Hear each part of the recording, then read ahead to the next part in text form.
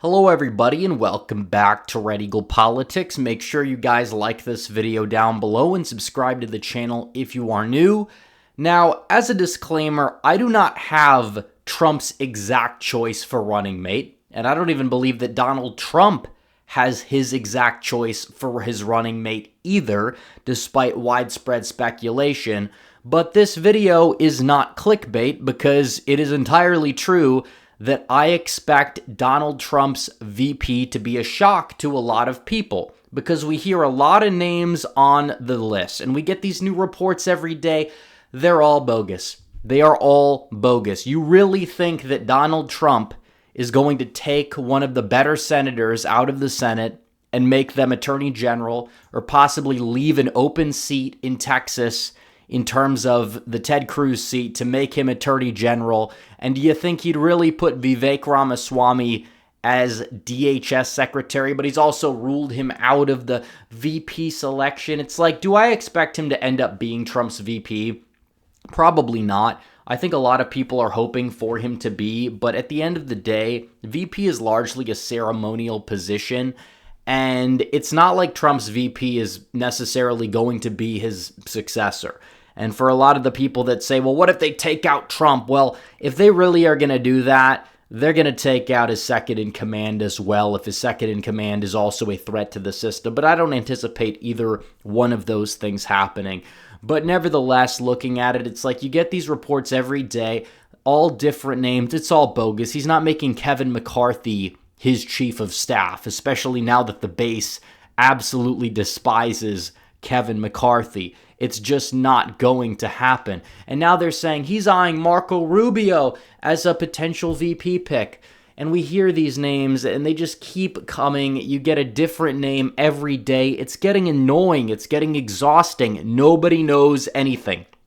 I'm not going to sit here and say I know anything, but I do know one thing. And the one thing I know is that these people don't know anything, but Donald Trump likes to throw in, at times, a little bit of an element of surprise.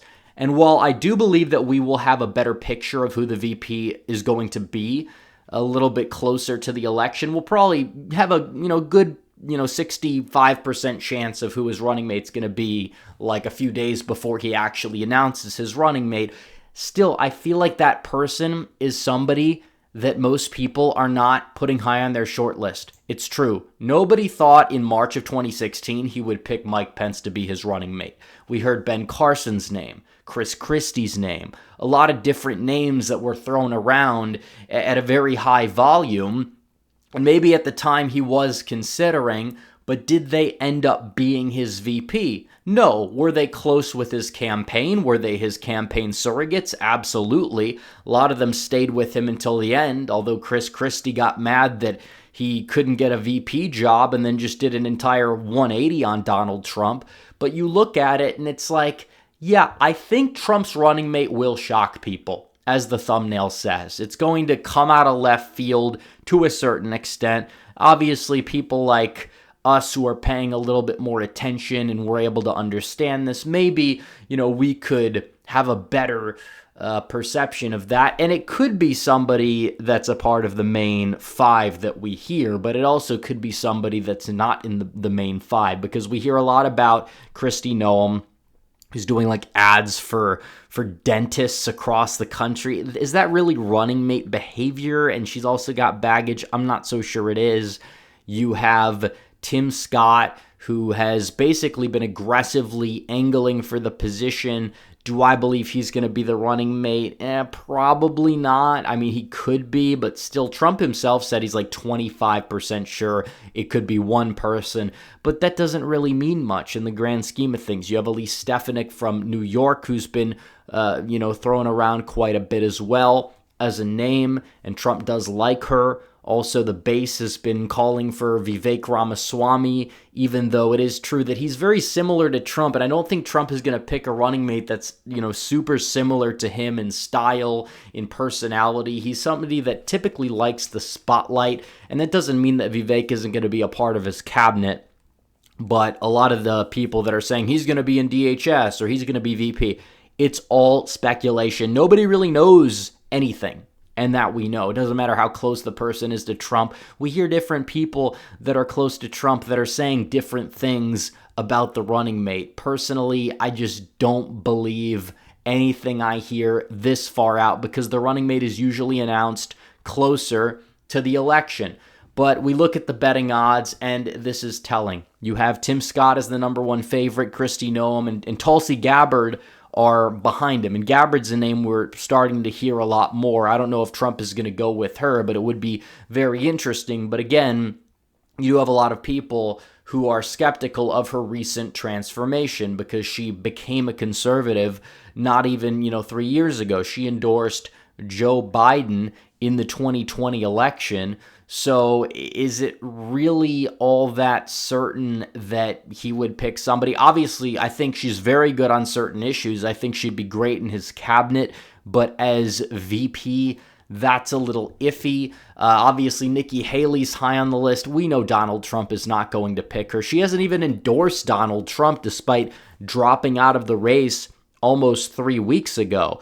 But when you talk about who the dark horse picks are going to be, there are several possible dark horse picks because we hear about these big names. We don't hear about some other names, and some of them are on this list. You look at Ben Carson, he's listed here. I think Ben Carson could be an interesting pick. He's liked by the base, but also by some Republicans who might not like Trump all that much, and he's somebody that, you could say would help Trump a little bit in a place like Michigan, which is a key swing state this cycle, where Ben Carson is from, and he has buildings named after him in downtown Detroit. You look at Byron Donalds as another option.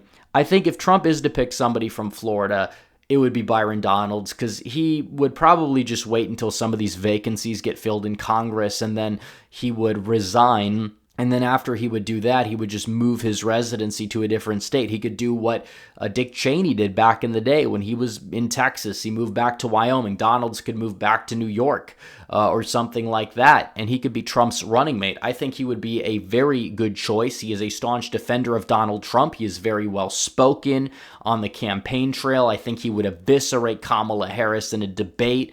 And I think he would be a decent choice overall, and you could have Trump Donalds be the ticket. Get it? Donald Trump, Trump Donalds. You see that there. It's possible. Obviously, some of these other choices probably won't be picked. Mike Pompeo, definitely not. Sarah Huckabee Sanders, her name's thrown around a little bit. I don't think it's all that likely personally. She's barely been governor.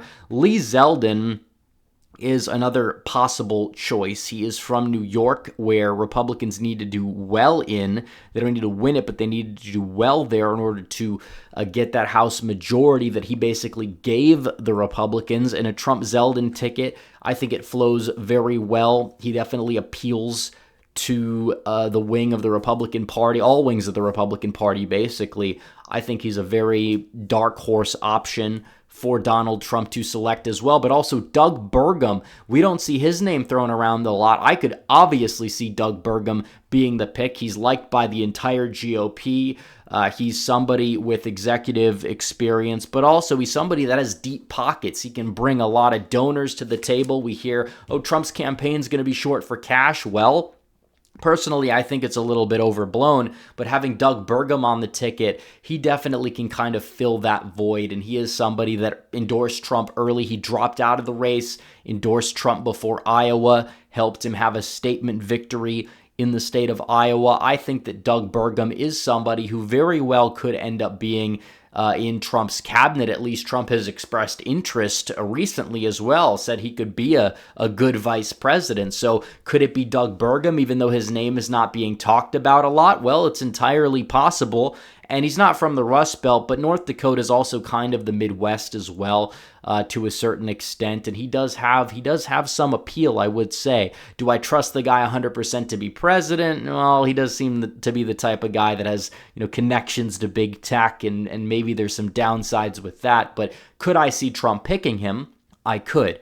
Katie Britt's also on the list. Honestly, after her State of the Union response, I can't see it happening. Also, why the hell is Tudor Dixon on this list after she lost by 10 points to Gretchen Whitmer? I just can't see it. Then you have Rubio. on the list. And then you get people like Tucker Carlson, Trump Jr. Don Jr. is not going to be picked. Tucker Carlson, I love Tucker. I love him in the cabinet like his chief of staff, but picking Tucker Carlson to be VP, I just don't see it. Then you have Greg Abbott. I don't think Trump's going to pick Greg Abbott. I think he'd win Texas by a substantial margin if he did, but I just can't see it happening. He's going to win Texas regardless. Then you have Nancy Mace, who's interesting because she's kind of, pro-abortion to a certain extent, and but she still has endorsed Trump and bucked Kevin McCarthy. Could Trump choose her if he wants to, appear to be the moderate on abortion choice? Personally, I think it's a dumb strategy. I think she's too weak on the issues, if anything. I mean, she also has baggage from her time in South Carolina. I'm not entirely sure that she's somebody that he is going to want to pick. And there's also other people on this list. He's not going to pick Carrie Lake, who's running for Senate. He's probably not going to pick DeSantis either. He hasn't shown any signs of changing his residency, and I don't think that DeSantis and Trump are still on the greatest of terms. And then you have other people down here that I just can't see. You can keep going down this list. Mike Pence is on the list, and he's below Eric Trump, which is pretty funny. But none of these people are going to be chosen to be Trump's VP either way. It's funny. You even have RFK Jr., Kanye West, Chris Christie. Yeah, none of these people are going to be chosen as Donald Trump's VP. But you look at it, and it just shows that nobody knows. Nobody knows who he's going to pick. A lot of speculation is fun. It can boost engagement, one could say, but it's kind of a waste of time. We don't know what's in Trump's brain, and he has a lot of people around him saying very, very different things. I don't think Trump has made up his mind. Could I see it come out of left field? Could it be somebody not even on this list? What about Scott Walker out of Wisconsin? He was governor there for quite some time, and he's kind of stayed out of politics for a while, but he's a staunch backer of Trump. Could he possibly be the pick? I don't think it's the most likely course of action, but Trump is somebody who is known to kind of come out of left field at times and kind of, I wouldn't say troll the base, but throw the media for a loop. And I'm not saying that that's entirely his game plan for everything. That's not what he's going to base his VP pick off of. But what I'm saying is there's a very good chance it's going to come out of left field. We don't know who the hell he's going to pick for VP. You guys can comment down below who you want, but still, Trump and his strategy is going to be different in terms of who he picks compared to, I just want the most based person possible, because number one, I don't think that that's the role of the VP. And number two, the VP is kind of a position that's like a backup quarterback position. It's, Trump needs to pick somebody who doesn't stand in his way or stabs him in the back, but also somebody who might add something to the ticket for him electorally. I think that's the way he's going to view his selection. So we'll see what happens. But anyways, guys, thanks for watching this video. Like this video down below, comment down below, subscribe to the channel. Let's get to 175K. Half of the viewers, 50%, are not subscribed in recent videos, so make sure you guys smash that subscribe button and the bell for notifications so you never miss a future video. And follow me on social media. The links are all in the description down below, and I will see you guys in the next one. Red Eagle, out.